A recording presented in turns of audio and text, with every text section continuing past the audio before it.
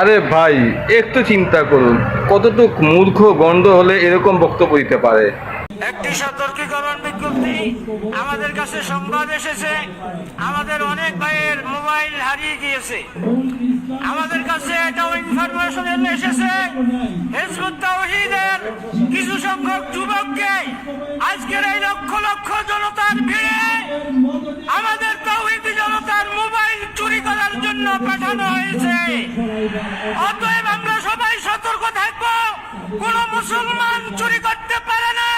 আজকে যদি একটা মোবাইল হারানো যায়, বোঝা গেছে এটা হিজবুত তাওহীদ নামক কুফরি সংগঠনের সদস্যরাই করেছে। ঠিক কিনা বেটি?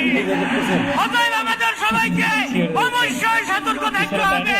যদি এনাদের সমাবেশ, এনাদের লোক, এনাদের পকেটের মোবাইল এনারাই চুরি করে, চিন্তা করেন এনাদের চরিত্রটা কেমন।